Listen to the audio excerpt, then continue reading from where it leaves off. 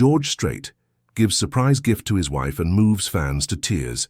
He risked everything for the love of his life. What happened next? Left all of America in tears. The morning sun cast long shadows across the cracked sidewalk of Commerce Street in San Antonio, Texas, as Melissa Johnson turned the key in the weathered door of yesterday's treasures. The small bell above the entrance chimed its familiar greeting, a sound that once brought her joy, but now seemed to mock her with its cheerful persistence. At 52, Melissa carried herself with the quiet dignity of someone who had learned to find beauty in broken things, though lately she wondered if some things were too broken to be beautiful anymore. The stack of red-stamped envelopes on her counter told a story she didn't want to read. Final notice. Overdue. Pay immediately or face eviction. The words blurred together as she swept them into a drawer, the same drawer that held the faded photograph of her and Robert on the day they'd first walked through this tiny space 5 years ago. He'd been weak from chemotherapy then, but his eyes had sparkled with the same dream that now felt like a cruel joke. "We'll fill it with stories, Mel," he'd whispered, his once strong hands trembling as he touched the dusty walls. "Every piece will have a story, and people will come here not just to buy things but to connect with the past." 3 months later, he was gone, leaving her with nothing but their dream and a determination that was now crumbling faster than the plaster on her shop walls. The antique cash register, a beautiful brass piece from 1928, sat silent on the counter. It hadn't opened in 3 days, not since Mrs. Peterson had bought that small ceramic vase for $12, money that had immediately gone toward keeping the electricity on.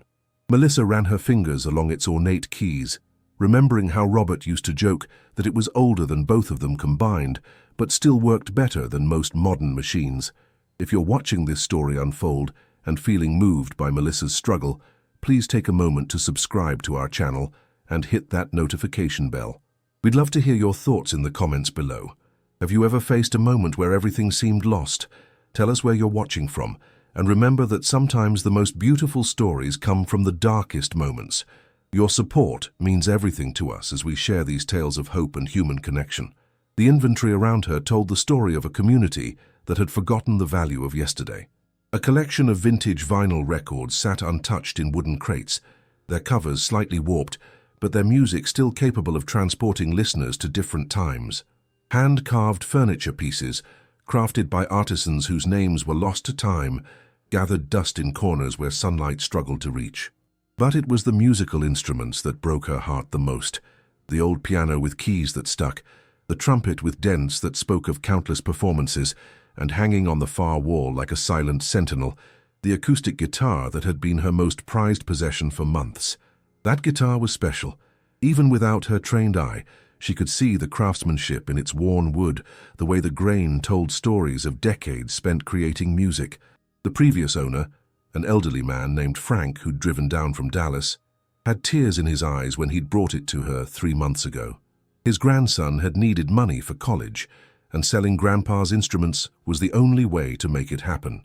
"This belonged to someone famous once," Frank had told her, his weathered hands caressing the guitar's neck one final time. "I bought it at an estate sale in the 70s. The seller said it belonged to some young country singer who was just starting out. Had his initials carved inside the sound hole, GS, but I never knew who it was. Probably nobody important." He'd laughed, but there was sadness in his eyes. "Still plays like a dream, though. Someone put a lot of love into this instrument. $5,000. That's what she'd priced it at, knowing it was probably worth more, but hoping someone would recognize its value. It was enough to pay 3 months' rent and keep her dream alive a little longer. But in 3 months, not a single person had shown genuine interest in the guitar. A few teenagers had picked it up, played some modern songs, and put it back down. One man had offered her $500, laughing when she'd politely declined. "It's just an old guitar, lady. Nobody cares about country music anymore. Nobody cares." Those words echoed in her mind as she walked through her shop, straightening items that didn't need straightening, dusting surfaces that were already clean. It was a ritual now, this morning dance of hope and desperation. She'd arrange everything perfectly, as if the right display might finally attract the customers who would understand that these weren't just objects. They were pieces of people's lives, fragments of stories that deserved to continue. The bell chimed again, and Melissa looked up hopefully, But it was only the mailman, Charlie Rodriguez, who'd been delivering to this block for 20 years. His expression was apologetic as he handed her another stack of mail, mostly bills she already knew she couldn't pay. "How are you holding up, Melissa?" Charlie asked, his kind eyes reflecting the concern that everyone in the neighborhood felt, but rarely voiced directly. "One day at a time," she replied, the same answer she'd given for months now. It was true, but each day felt heavier than the last, like carrying water in a bucket with an ever-widening hole in the bottom. After Charlie left, Melissa found herself standing before the guitar again. She'd learned to play piano as a child, but had always been drawn to the guitar's intimate nature, the way it could be held close, becoming an extension of the musician's body and soul. This particular instrument seemed to hum with potential energy, as if it were waiting for the right hands to wake it up again. She reached up and carefully lifted it from its wall mount, surprised again by how perfectly balanced it felt in her arms. The wood was warm despite the morning chill, and when she strummed it gently, the sound that emerged was rich and full, with a resonance that seemed to fill not just the shop, but some hollow space inside her chest she hadn't realized was empty. Frank had been right. Someone had put tremendous love into this guitar. Every detail spoke of care and craftsmanship. The tuning pegs turned smoothly, the frets showed wear in all the right places, and when she looked through the sound hole, she could indeed see the initials GS carved carefully into the wood, along with what looked like a date, 1973. As she played a simple melody, muscle memory carrying her fingers across strings that felt familiar, despite being strangers, Melissa didn't notice the woman who had stopped outside her shop window. Norma STRAIT had been walking slowly down Commerce Street, taking her time as she often did on Sunday afternoons, when the sound of the guitar had drawn her attention. Through the dusty glass, Norma watched this stranger playing the instrument with such gentle reverence, and something deep in her chest began to ache. The melody was simple, almost haunting, and it reminded her of evenings long ago when George would sit on their porch, working out new songs on his old guitar, the guitar that had been lost during one of their many moves in the early days of his career, when they were young and broke and following the music wherever it might lead them. That guitar had been George's most treasured possession, more valuable to him than any of the platinum albums or awards that would come later. It was the instrument on which he'd written their song, not the hits that the world knew, but the private melody he'd composed for her when they were just teenagers, convinced they could conquer the world with nothing but love and 3 chords. The bell chimed as Norma pushed open the door, and Melissa looked up, startled. She hadn't heard anyone approach, lost as she was in the guitar's spell. The older woman standing in her doorway had silver hair pulled back in a simple style and wore clothes that spoke of comfort rather than fashion. A floral blouse, well-worn jeans, and walking shoes that had seen many miles. Her eyes, though, were what caught Melissa's attention. They were bright and kind, but also held a depth that suggested she'd lived through both great joy and profound sorrow. "I'm sorry," Melissa said, quickly moving to return the guitar to its place on the wall. "I was just checking the tuning. Are you looking for anything in particular?" "Please, don't stop," Norma said softly, her voice carrying a slight tremor. "That was beautiful. I haven't heard anyone play like that in a very long time." There was something in the woman's tone that made Melissa pause, the guitar still in her hands. "I'm not much of a player, really. This instrument just seems to bring out the music in whoever touches it. It's like it has its own voice waiting to be heard." Norma stepped closer, her eyes fixed on the guitar with an intensity that made Melissa suddenly conscious of every detail. The way the morning light caught the wood grain, the slight shine where countless hands had worn the finish smooth, the perfect balance that made it feel alive in her arms. "May I?" Norma asked, extending her hands toward the instrument. Melissa hesitated for just a moment. The guitar was her most valuable item, and she barely knew this woman, but something in Norma's expression, a mixture of longing and recognition, made her nod. "Of course." As Norma took the guitar, her fingers finding their way to the strings with the familiarity of old love, Melissa noticed the tears that had begun to well in the older woman's eyes. And when Norma began to play, not the simple melody Melissa had been working through, but something more complex, more personal, the shop filled with music that seemed to carry the weight of decades, of stories lived and love endured. The song was beautiful and heartbreaking, played with the skill of someone who had spent years listening to a master, learning not just notes, but the emotions that lived between them. And as she played, Norma whispered words that Melissa couldn't quite catch, as if she were singing to someone who wasn't there but should have been. When the last note faded into silence, both women stood in the golden morning light, connected by something neither fully understood but both deeply felt.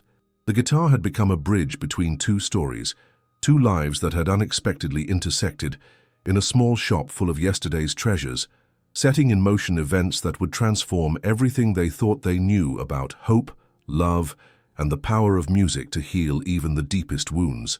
The silence that followed Norma's playing seemed to stretch between them like a delicate thread, neither woman wanting to break the spell that had settled over the small shop.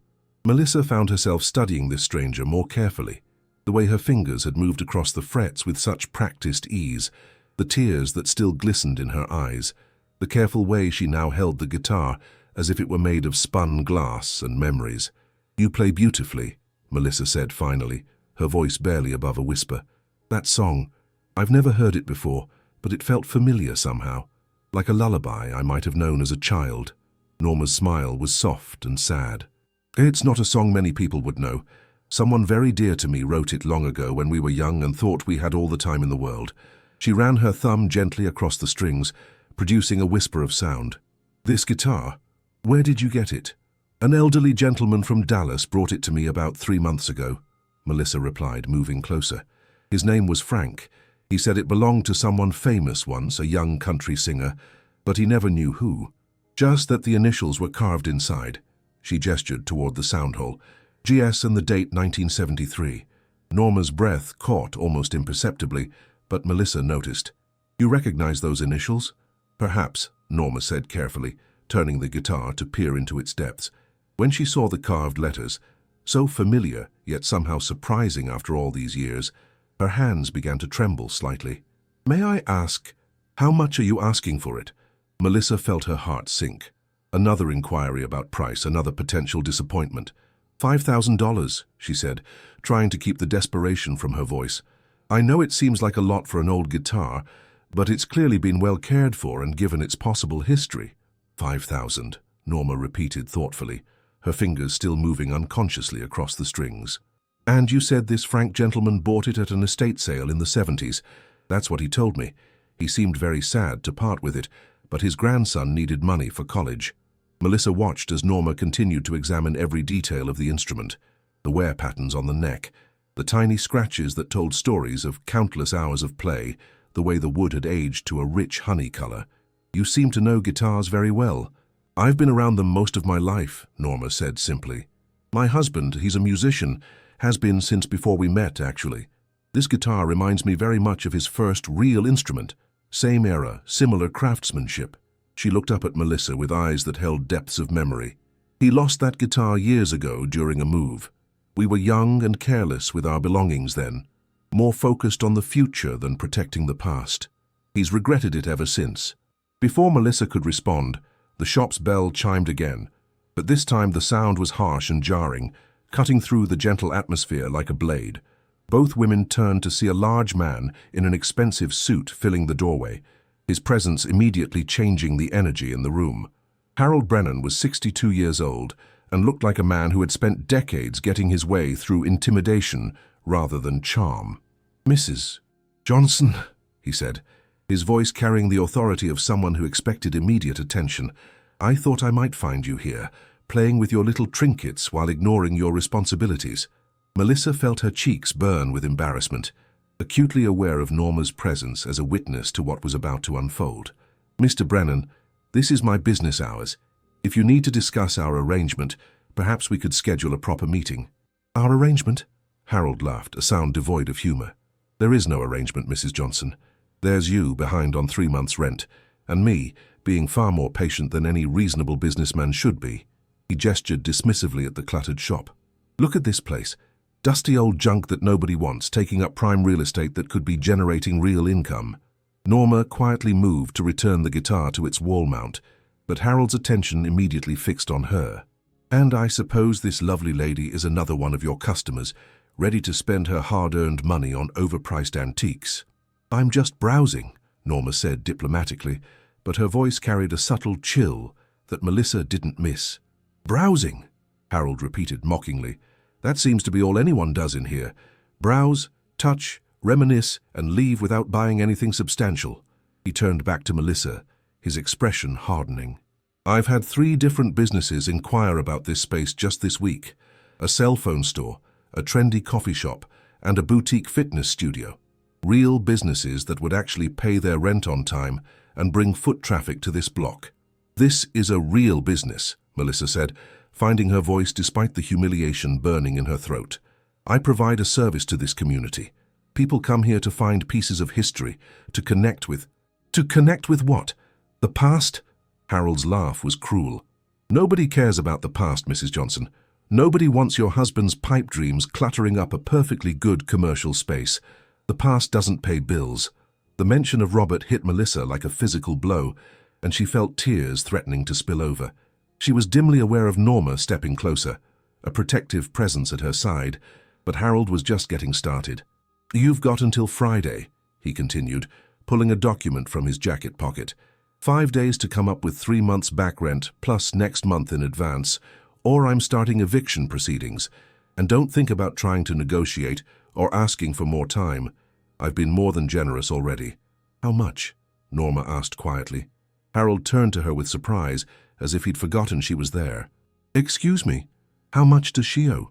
Norma's voice was steady, but Melissa could see something fierce stirring behind her kind eyes. That's between me and my tenant, Harold said dismissively. 4 months at $1,800 each, Melissa said numbly. $7,200 total. Harold nodded with satisfaction. Plus late fees and interest, we're looking at closer to $8,000. Not exactly pocket change for someone running a failing antique shop. You know what I find interesting, Mr. Brennan, Norma said, her tone conversational but with an edge that made both Harold and Melissa look at her more carefully. A man who talks about community and foot traffic, but seems to take pleasure in destroying a business that's clearly loved by its owner. I'm a businessman, not a charity, Harold replied, but something in Norma's calm confidence seemed to unsettle him. And you are? Someone who believes that real value isn't always measured in dollars, Norma said simply. She gestured around the shop, taking in the carefully arranged displays, the clean surfaces, the obvious care that had gone into every detail. This woman has created something beautiful here, something that honors the past while serving the present. That takes vision and dedication. Vision doesn't pay rent, Harold snorted, but his voice lacked some of its earlier conviction. No, Norma agreed, but it creates something far more valuable than profit. It creates meaning. She picked up a small ceramic figurine from a nearby shelf, handling it with the same reverence she'd shown the guitar. Every piece in here has a story. Someone cherished these things, cared for them, built memories around them, and when circumstances forced them to let go, they trusted Mrs. Johnson to find them new homes with people who would understand their worth. Melissa stared at this silver-haired stranger who had appeared in her shop like an angel, defending her life's work with words she'd never been able to find herself. Harold, for his part, seemed caught off guard by the unexpected opposition. Look, lady, I don't know who you are, but this is business, pure and simple. Mrs. Johnson signed a lease, she's behind on payments, and I have every legal right to reclaim my property. You absolutely do, Norma agreed calmly. Just like every person in this community has the right to know exactly what kind of landlord they're dealing with, the kind who throws widows onto the street for the sake of a quick profit. The word widow hung in the air like an accusation, and Harold's face reddened. I didn't know about her husband, but that doesn't change the business reality, doesn't it? Norma asked. Because the way I see it, you have a choice.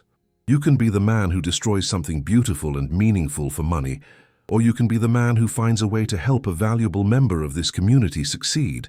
Which story do you want people telling about Harold Brennan? For a moment, the shop fell silent except for the ticking of an old mantel clock on a corner shelf. Harold looked between the two women, clearly frustrated by this unexpected turn in what should have been a simple intimidation visit. 5 days, he said finally, his voice lacking its earlier authority. The offer stands, $8,000, or she's out. He turned to leave, then paused at the door. And lady, whoever you are, sentiment doesn't change economics. This neighborhood needs businesses that can actually survive in the modern world. After he left, the shop felt like the aftermath of a storm. Melissa sank into the chair behind her counter, her hands shaking as the full weight of the confrontation hit her. "I'm so sorry you had to witness that," she said to Norma. I didn't want anyone to see." "You have nothing to apologize for," Norma said firmly, moving to sit in the small chair across from the counter. "That man is a bully, and bullies count on their victims feeling ashamed. But you should be proud of what you've built here." "Built?" Melissa laughed bitterly. "I'm about to lose everything. 5 days to come up with $8,000, and my best piece hasn't had a serious inquiry in months." She gestured toward the guitar on the wall. "Even that beautiful instrument, with all its history and craftsmanship, can't find someone who truly appreciates it." Norma followed her gaze to the guitar, and something shifted in her expression. "Perhaps it already has," she said softly. Norma's cryptic words hung in the air between them, carrying a weight that Melissa couldn't quite decipher. The older woman sat quietly for a moment, her eyes moving from the guitar to Melissa's face and back again, as if weighing some momentous decision. "Mrs. Melissa began, realizing she didn't even know her visitor's name. "Straight," Norma said simply. "Norma Straight." The name should have meant something to Melissa, but in her current state of emotional exhaustion, it simply registered as another piece of information in a day already overflowing with unexpected events. She was too focused on the immediate crisis, 5 days to save her life's work, to make connections that might have been obvious under different circumstances. "Mrs. Straight," Melissa continued, "I want to thank you for standing up to Mr. Brennan. You didn't have to do that, especially for a stranger." "You're not a stranger," Norma said with surprising conviction. "Not anymore. Sometimes people come into our lives exactly when they're needed, exactly when we need them. I believe that happened today, for both of us." Melissa wiped away a tear that had escaped despite her efforts to maintain composure. "I keep thinking about what my husband would say if he could see me now. We had such big dreams for this place. He believed that objects could carry love from one person to another, that we were going to be custodians of people's most precious memories." "What was his name?" Norma asked gently. "Robert Johnson." Melissa smiled through her tears. "He used to joke that he had the same name as the famous blues musician, but he could barely play chopsticks on the piano. He was an accountant, actually, but he had this incredible ability to see the story in everything. He could look at a broken clock or a faded photograph and tell you exactly why someone had treasured it." Norma nodded thoughtfully. "And the guitar? What story do you think it tells?" Melissa looked up at the instrument, now seeming to glow in the afternoon light streaming through the shop's front window. "Love," she said without hesitation. "Someone loved that guitar deeply. You can see it in every detail. The careful maintenance, the way it's been played but never abused. The wear patterns suggest hours and hours of practice, of someone pouring their heart into music. And the initials inside?" "GS," Melissa repeated. "1973. Whoever carved those letters was marking something important. Maybe the year they got the guitar, or the year they wrote their first song, or—" She paused, struck by a new thought. "Maybe the year they fell in love." Norma's breath caught slightly, but she covered it by clearing her throat. "That's a romantic interpretation. Robert always said that the best stories are love stories, even when they don't seem like it on the surface." Melissa stood and walked closer to the guitar. "This instrument has been on a journey. Started with someone who cherished it, maybe launched a career with it, then somehow got separated from its original owner. It wandered for decades, possibly through several hands, until it found its way to Frank, and then to me. And now?" Norma asked. "Now it's waiting," Melissa said with certainty. "Waiting for the right person to recognize what it really is. Not just an old guitar, but a piece of someone's heart made manifest in wood and strings." Norma rose from her chair and approached the wall where the guitar hung. "May I hold it again?" Of course. This time, when Norma took the guitar in her hands, she held it differently, not with the reverent curiosity of their first encounter, but with the familiarity of an old friend. She sat on the small stool Melissa kept near the piano and positioned the instrument across her lap with practiced ease. "I have a confession," Norma said, her fingers finding a chord progression that seemed to flow naturally from some deep well of memory. "I didn't just happen to wander into your shop today.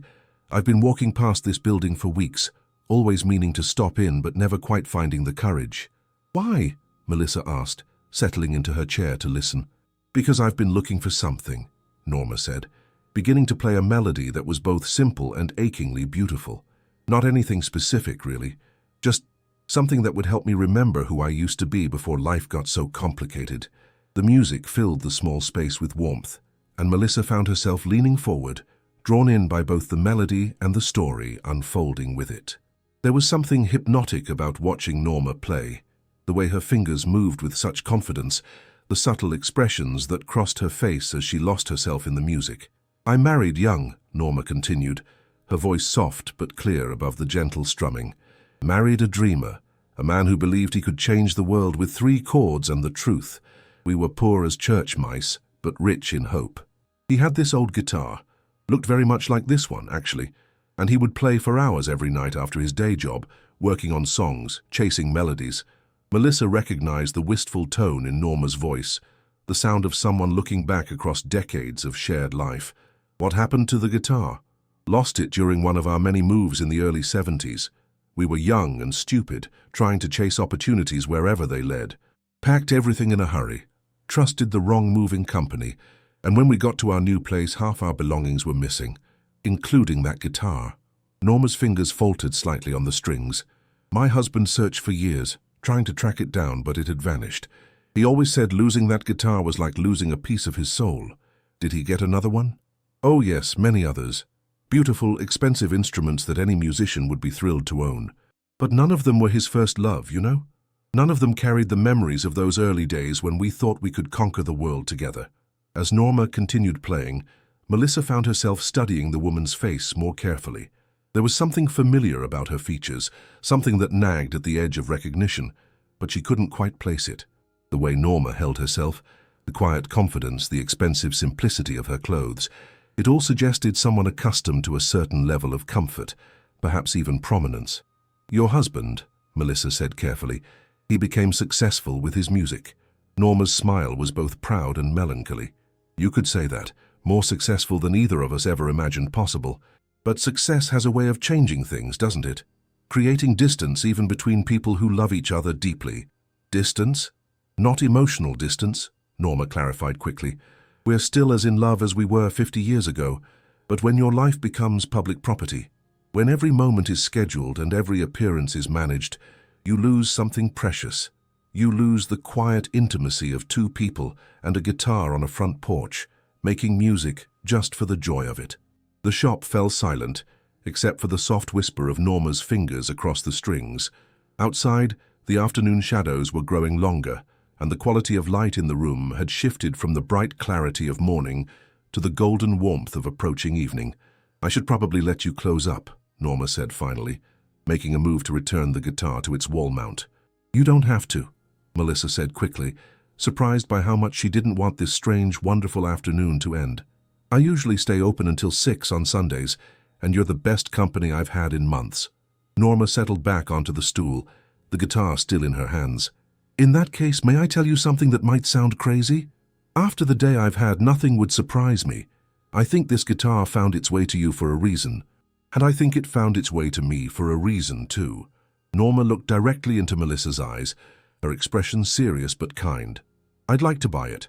Melissa felt her heart leap with hope, but also with an unexpected sadness. She'd grown attached to the instrument over the months it had been in her shop, and the thought of losing it felt almost like losing another piece of Robert's dream. "The full asking price," Norma continued, $5,000, but I have a condition." "What kind of condition?" Melissa asked, her business instincts warring with her growing affection for this mysterious woman. "I want you to keep it here for now. Display it, let people see it. Maybe even play it occasionally if the right person comes along. Think of me as a silent partner in its story. I'll pay for it today, but it stays with you until the time is right for it to come home." Melissa stared at her, uncomprehending. "I don't understand. Why would you pay for something and then leave it here?" "Because," Norma said, her fingers moving across the strings in a pattern that seemed achingly familiar, "sometimes the most important journeys take time to complete. Sometimes things need to be exactly where they are, waiting for exactly the right moment to reveal their true purpose." Before Melissa could respond, Norma began playing again, but this time the melody was different, more complex, more personal. It was a song that spoke of love endured across decades, of dreams shared and challenges overcome together. It was a song that had never been recorded, never been performed for audiences, but had been treasured in the private moments between 2 people who had built a life together, 1 note at a time. As the last chord faded into silence, Melissa felt tears streaming down her face, though she couldn't quite explain why. There was something about that song, something about the way Norma played it, that reached into the deepest parts of her heart and touched places that had been closed off since Robert's death. "That was beautiful," she whispered. "What's it called?" Norma's smile was soft and secret. "It doesn't have a title. It's just something my husband wrote for me a very long time ago, when we were young and thought we had all the time in the world." She stood and carefully placed the guitar back on its wall mount, her movements deliberate and reverent. Then she reached into her purse and pulled out a checkbook, writing with the same careful attention she'd given to the music.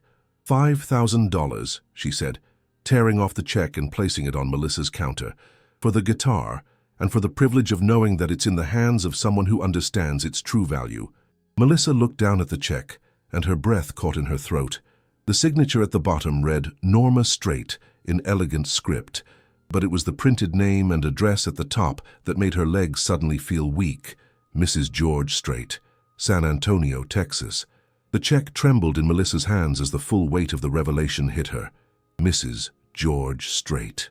The king of country music's wife had been sitting in her humble shop for the past 3 hours, playing guitar, defending her against Harold Brennan, and sharing intimate stories about her marriage. Melissa felt the room spin slightly as she looked up at Norma, who was watching her reaction with patient understanding. "You're—" Melissa's voice came out as barely a whisper. "You're George Strait's wife." "I am," Norma said simply, settling back into her chair as if this revelation changed nothing between them. "But before that, I was just Norma Wenzel, a high school girl who fell in love with a boy who played guitar and dreamed of making music for a living." Melissa's mind raced through everything that had just transpired. The way Norma had played the guitar with such familiarity, her knowledge of the music industry, her quiet confidence, the expensive simplicity of her appearance that spoke of wealth worn comfortably rather than displayed ostentatiously, and most importantly the story about her husband's lost guitar from 1973. "The initials," Melissa said, her voice growing stronger as understanding dawned. "G.S. George Strait." "We think so, yes." Norma's eyes moved to the guitar hanging on the wall. "When I saw it this morning, when I held it and felt the familiar weight, the perfect balance, the way the neck felt in my hand, I knew, but I had to be certain." "The song you played," Melissa continued, pieces falling into place, "that was the song he wrote for you on this guitar." "Our song," Norma confirmed. "Never recorded, never performed publicly. He wrote it for me when we were 17, sitting on the steps of my parents' house after our high school graduation. It was his promise that no matter where his music took him, he would always come home to me." Melissa looked down at the check again, her hands still shaking. $5,000. Enough to pay Harold Brennan and buy herself another month to figure out a long-term solution. But more than that, she was holding a piece of music history, a connection to one of the most beloved figures in American country music. "Mrs. Strait," she began, then stopped. "I mean, Norma, I don't know what to say. This is incredible, but I can't accept this money under false pretenses. If this really is your husband's original guitar, it's worth far more than $5,000. It's priceless." Norma smiled with the warmth of someone who had found exactly what she was looking for. "You're absolutely right. It is priceless, which is exactly why I don't want to put a price on it that reflects its monetary value to collectors or museums. I want to pay what you asked for it, what you determined it was worth, based on its intrinsic value as a beautiful instrument with a mysterious history. That feels right to me." "But your husband," Melissa protested. "Shouldn't he be the one to decide? He lost it, he's been looking for it." "He has no idea I'm here," Norma said, her eyes twinkling with mischief. "George has a concert next Saturday night at the Alamodome. 50,000 people coming to hear the king of country music perform his greatest hits. It's going to be a celebration of his career, his legacy, everything he's accomplished." She paused, looking thoughtful. "But lately, I've been watching him on stage, and I can see something missing. The joy isn't quite the same as it used to be. The music has become perfect, polished, professional, but it's lost some of the raw emotion that made people fall in love with George Strait in the first place." Melissa found herself leaning forward, drawn into this intimate glimpse behind the curtain of fame. "And you think the guitar will bring that back?" "I think," Norma said carefully, "that sometimes we need to be reminded of where we came from in order to remember who we really are." George has been so focused on being the George Strait that the world expects him to be that he's forgotten the George Strait, who wrote songs just because he had to, who played music because it was the only way he could express what was in his heart. The shop fell quiet except for the ticking of the old mantel clock. Outside, the Sunday afternoon foot traffic had dwindled to almost nothing, giving the space an intimate, conspiratorial feel. "What are you planning?" Melissa asked, recognizing the look of someone hatching a carefully considered scheme. "I'm planning to give my husband the surprise of his life," Norma said. "But I need your help." Before Melissa could respond, the shop bell chimed again, and both women looked up to see a young man in his 20s entering. He was tall and lean, with the kind of easy confidence that suggested he was used to people paying attention when he walked into a room. His clothes were expensive but casual: designer jeans, a perfectly fitted polo shirt, and boots that had never seen a day of real work. "Mrs. Johnson," he said, his voice carrying a slight sneer. "I'm Tyler Brennan, Harold Brennan's son. My father sent me to make you an offer." Melissa felt her stomach drop. She'd hoped that Harold's earlier visit had been the end of their confrontation for the day, but apparently the landlord wasn't finished applying pressure. "What kind of offer?" she asked, though she already suspected she wouldn't like the answer. "Dad's been thinking about your situation," Tyler continued, his eyes roaming dismissively around the shop. "He realizes that waiting until Friday might be inefficient for everyone involved, so he's prepared to make you a deal." Tyler pulled out his phone and began scrolling through messages, clearly enjoying the drama of the moment. "He'll cancel the back rent, all $7,200, if you agree to vacate the premises by Wednesday. That gives you 3 days to pack up your little museum here and find somewhere else to play antique dealer." "That's not an offer," Melissa said, finding some steel in her voice. "That's extortion." "That's business," Tyler corrected with a shrug. "Look around, Mrs. Johnson. Nobody wants this stuff anymore. Antique stores are dying because people would rather buy new things on Amazon than hunt through dusty old junk for treasure. That probably isn't there anyway." Norma had remained silent during Tyler's speech, but Melissa could see her jaw tightening with each dismissive word. When Tyler paused for breath, she spoke up quietly. "And what does your father plan to do with this space once Mrs. Johnson is gone?" Tyler turned to her, as if noticing her for the first time. "And you are?" "A customer," Norma said simply. "Someone who appreciates what Mrs. Johnson has created here." "Well, customer," Tyler said with exaggerated patience. "Dad's got a trendy coffee chain interested in the space. Craft coffee, artisanal pastries, free Wi-Fi. You know, something people actually want in 2024. "I see," Norma said. "And how much rent would this coffee chain pay?" Tyler's expression became guarded. "That's confidential business information. More than $1,800 a month, I assume?" Norma pressed gently. "Well, yeah, obviously. Prime commercial real estate doesn't come cheap. So your father is essentially evicting Mrs. Johnson, not because she can't pay her rent, but because someone else can pay more rent." Norma's tone remained conversational, but there was steel underneath. "That seems like a rather cold way to do business." "It's not cold, it's smart," Tyler shot back. "Dad's not running a charity. He's got investors to answer to, property taxes to pay, maintenance costs. Sentimental doesn't keep the lights on." Melissa watched this exchange with growing amazement. For the second time in one day, someone was standing up to the Brennan family on her behalf. But unlike Harold's earlier intimidation tactics, Tyler seemed genuinely rattled by Norma's quiet questions. "You know what I find interesting?" Norma continued, standing and walking slowly around the shop. "Your father mentioned that 3 different businesses had inquired about this space just this week. That suggests he's been actively marketing it, while Mrs. Johnson is still a tenant in good standing." Tyler's confident facade cracked slightly. "He's just exploring options." "Options for what? For when he successfully intimidates a widow into abandoning her business?" Norma picked up a small silver picture frame, examining it with the same careful attention she'd given everything else. "Tell me, Tyler, what do you do for a living?" "I work for my father's company," he said defensively. "Doing what exactly?" "Property management, development, that kind of thing." "And before that?" "College?" Tyler shifted uncomfortably. "Business school, UT Austin." "Ah," Norma nodded. "So you understand business principles, supply and demand, market valuation, customer relations." "Of course I do." Norma set down the picture frame and turned to face him directly. Then you understand that forcing out an established business to make room for a chain store might generate more immediate revenue, but it damages the long-term character and appeal of a neighborhood. Look, lady, I don't know who you think you are, but I'm someone who's lived in San Antonio for over 40 years, Norma said calmly. Someone who's watched neighborhoods thrive when they maintain their unique character and die when they become nothing but chain stores and corporate developments. Someone who understands that communities are built on relationships, not just profit margins. Tyler looked between Norma and Melissa, clearly out of his depth in this conversation. The offer stands, he said finally.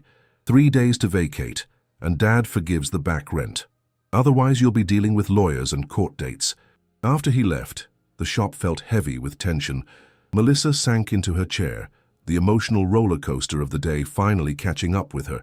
In the span of a few hours, she'd gone from despair to hope to amazement to fear and back again. I'm sorry you had to witness that too, she said to Norma. This isn't how I wanted to spend your first visit to my shop. Don't apologize, Norma said firmly. That young man needed to hear those things, and his father needs to understand that his actions have consequences beyond his balance sheet. She paused thoughtfully. Melissa, I want to ask you something, and I want you to think carefully before you answer. Okay. What if I told you that there was a way to save your shop, pay off all your debts, and turn yesterday's treasures into exactly the kind of place you and Robert dreamed it could be? What if I told you that by next week, you could have more customers than you know what to do with, and a financial foundation that would let you focus on finding homes for treasures instead of worrying about rent? Melissa stared at her, afraid to hope. I'd say that sounds too good to be true. It's not too good to be true, Norma said with a smile that held promises of wonders yet to come. It just requires a little bit of faith, a little bit of courage, and perfect timing. She moved to the wall where the guitar hung, reaching up to touch the strings gently. This guitar has been on quite a journey, hasn't it? Lost for 50 years, wandering from hand to hand, waiting for the right moment to come home. But maybe its real purpose wasn't just to return to George. Maybe it was to bring together the right people at the right time to create something beautiful. Melissa felt goosebumps rise on her arms as Norma continued. Saturday night, 50,000 people are going to gather at the Alamodome to celebrate my husband's career. What they don't know is that they're about to witness something that's never happened before in all his decades of performing. What's that? Norma's smile was radiant. They're going to see George Strait remember why he fell in love with music in the first place. The week that followed Norma's revelation passed in a whirlwind of secret preparations and mounting tension.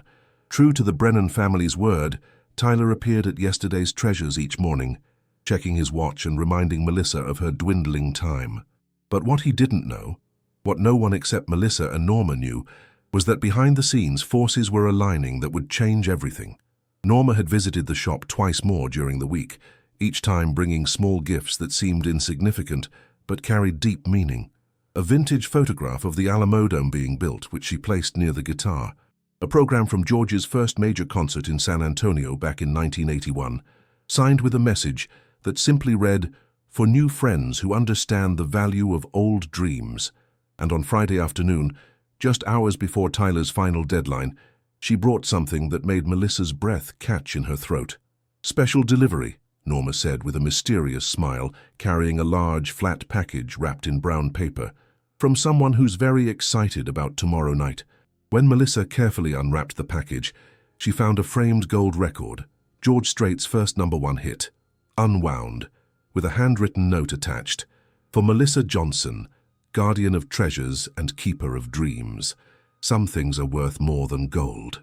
George Strait." "He knows?" Melissa asked, her voice filled with wonder.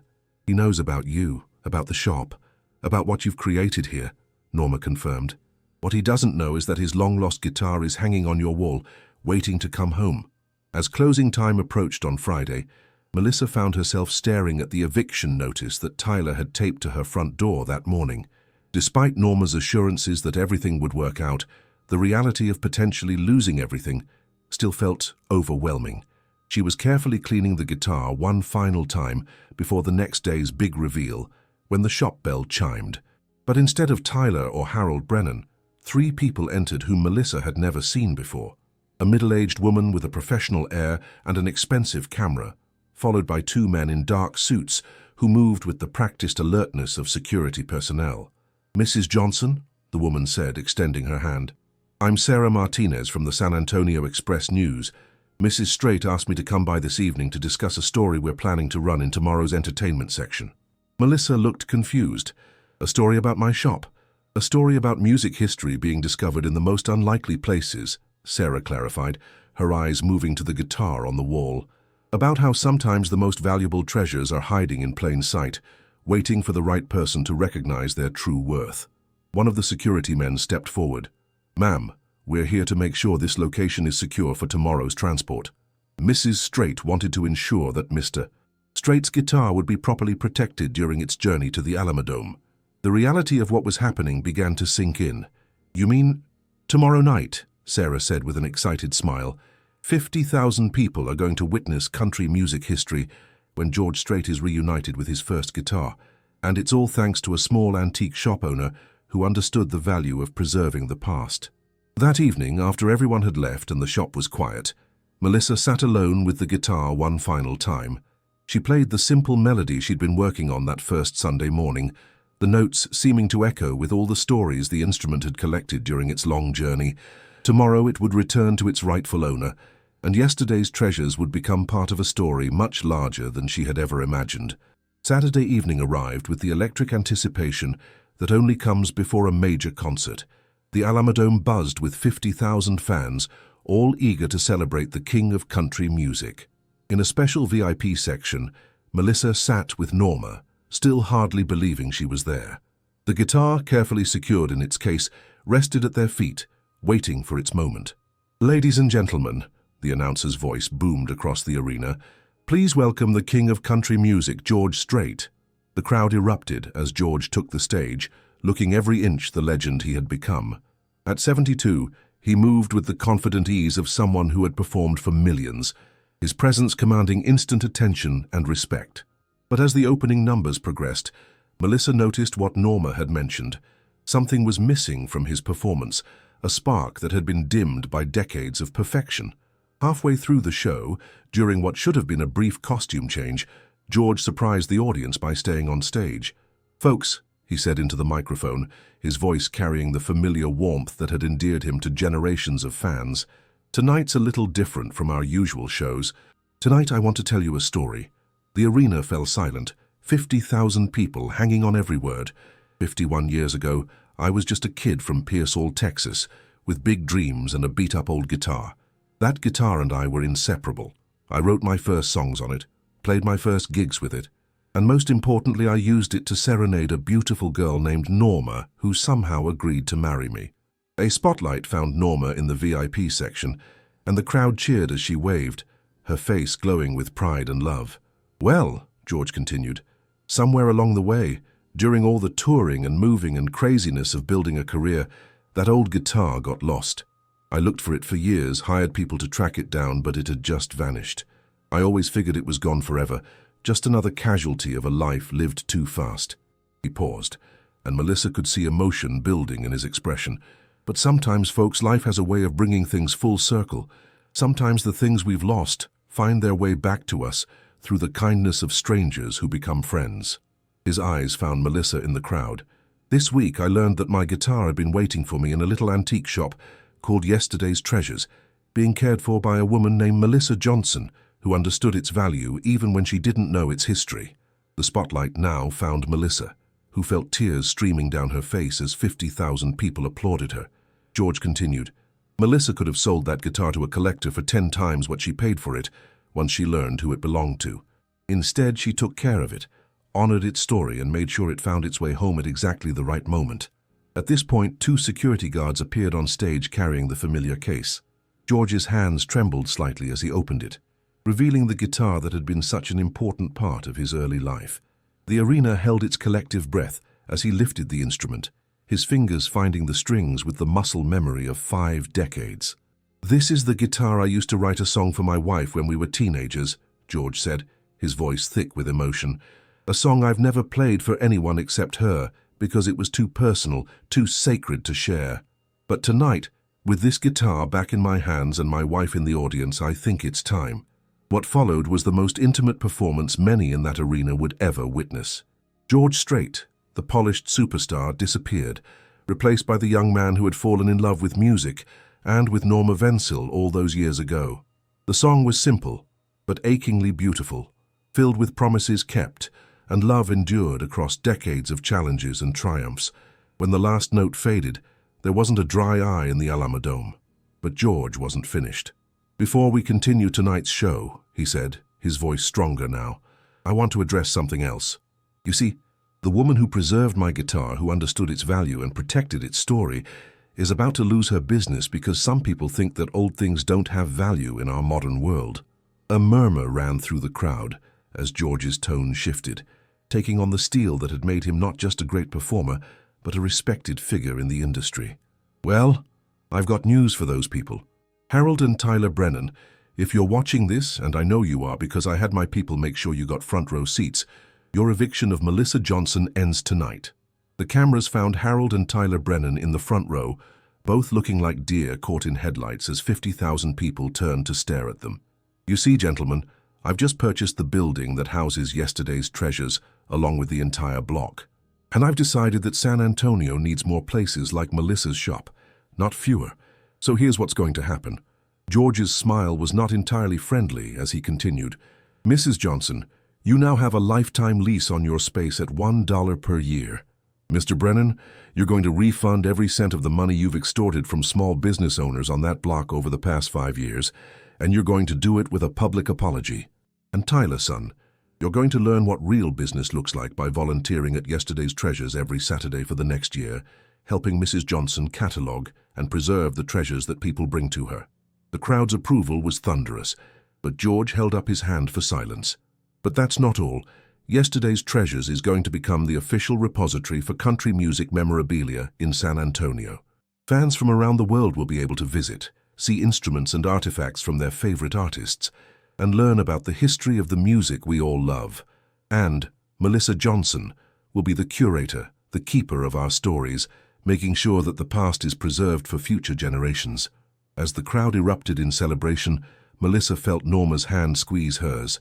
Through her tears, she could see Harold Brennan's shocked face, Tyler's obvious mortification, and most importantly, George Strait's genuine smile as he realized he had just changed several lives with a few words and the power of his platform. "Now," George said, strapping on the guitar that had started this whole journey, "let's play some music." The rest of the concert was magical in ways that went beyond mere entertainment. George played with a joy and energy that reminded everyone why they had fallen in love with his music in the first place. Every song seemed infused with the happiness of a man who had rediscovered something precious he thought was lost forever.